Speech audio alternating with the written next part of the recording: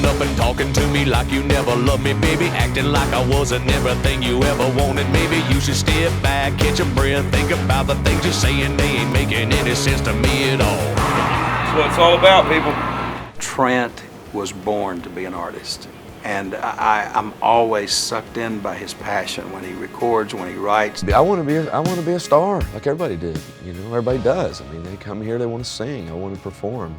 I moved here at 17 years old. You know, I didn't know a soul. And Trent and I grew up in the same hometown, and you know, just a lot of writers and musicians from the area. A lot tend to go to Memphis, whatnot. But I knew of Trent, he knew of me, but I'm a generation apart. So.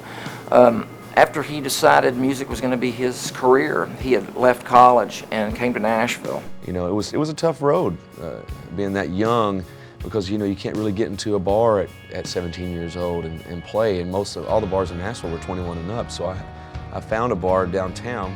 Well, this is actually this is Printer's Alley. This is where I kind of cut my teeth down here for a long time. And on these steps right here, it used to be a place called Barbara's. This step right here is where I wrote my first song in Nashville. I'd been here 3 days. And I thought at that moment, you know, I could write a song. I've been in town 2 or 3 weeks. I wrote a song and it got recorded. This is easy. And I was wrong. It took me 11 years after that before I got my next cut, you know. So this is a Lowe's now. It used to be a Walmart 17 years ago when I first moved to town. And I moved to town with a guy. We had an apartment together, but we didn't get along very good, so I actually moved out. Mom and Dad don't know this, but I actually slept in my truck in a toy farm, the Walmart parking lot here up in the handicap zone up front, because they had a guard that stood out there all night long. And stayed there for about 2 weeks, I think. I crashed on some couches here and there, but this was my home at one point. It was one of the key things that I told him that I at first I don't know if he believed, but it was those things, there are lessons that I can't teach you and you're gonna have to learn them on your own. And basically it was go out, young man, discover Nashville. And he started playing the clubs, riding with people. But I knew there would probably be a bad deal or two somewhere out there, because a lot of times, if it sounds too good to be true, it is. I went for 6 months without demoing anything or recording anything, and I was really frustrated. So I was just at wit's end with it, really. And then finally, I get a call from this particular guy, and he says, come on into the office. I want to do a double session and cut 10 songs. And at this point, I was just starving to do anything musically or record anything. So I go sit in the studio. I lay down 40 different songs, acoustic vocals, and I leave. And a week later, he calls me back, and I sit down with him. He tells me that I don't think we're going to pick up your option. We're going to have to let you go. And I said, let me get this straight. You mean you're going to tell me that you're going to have me come in here and put all these 40 songs down so you can document the fact that you paid for them so you can own them? The office on the corner, there's a window there, and that was his office, and he had a BMW, old BMW, and I sit on his bumper right outside his window and all day long.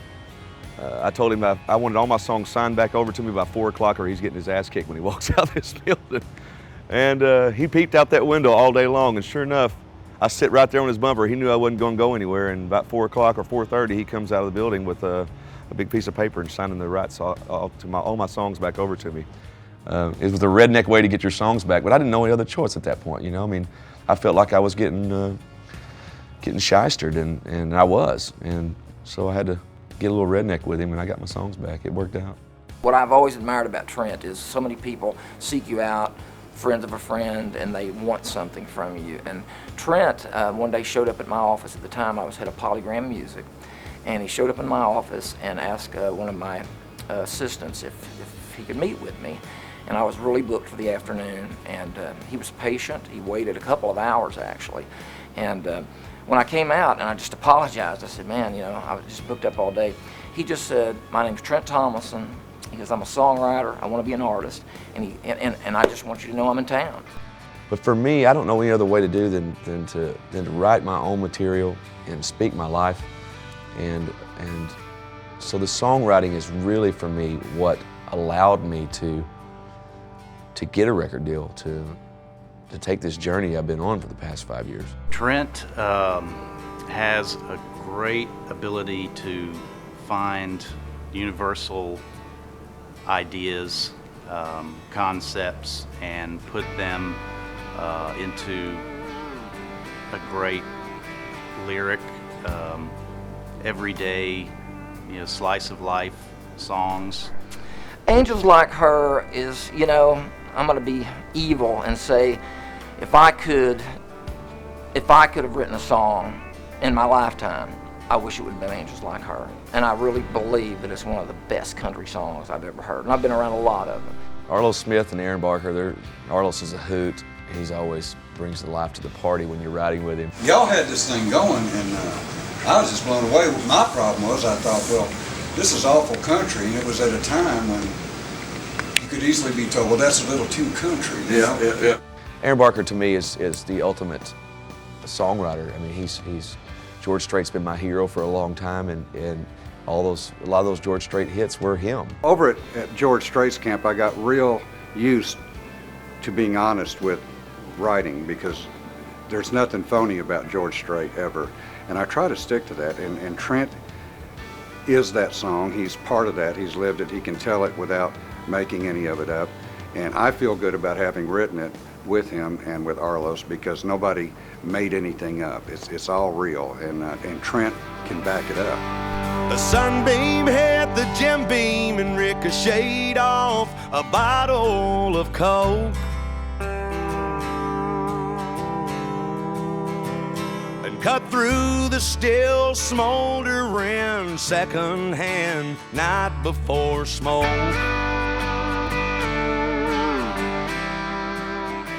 In my opinion, Angels Like Her is the best lyric I've ever written, and probably ever will write, because they only come around once in a lifetime. I mean, you can't write something better than that. You can write things that are different than that, but to me, it's hard to beat that lyric, He writes right from his heart, and the reason that you believe everything Trent writes and sings is because he believes it.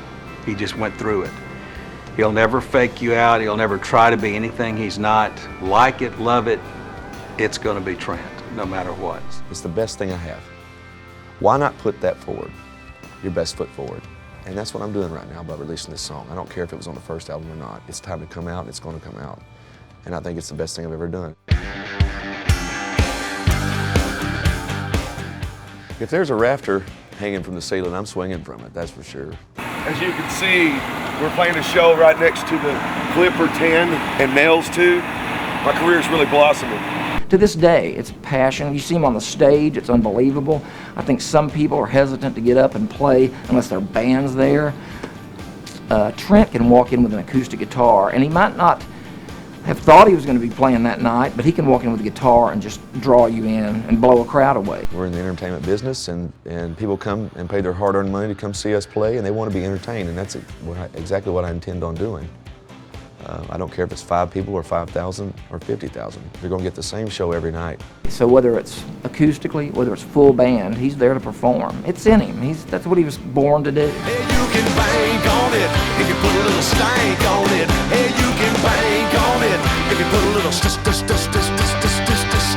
on it, darling.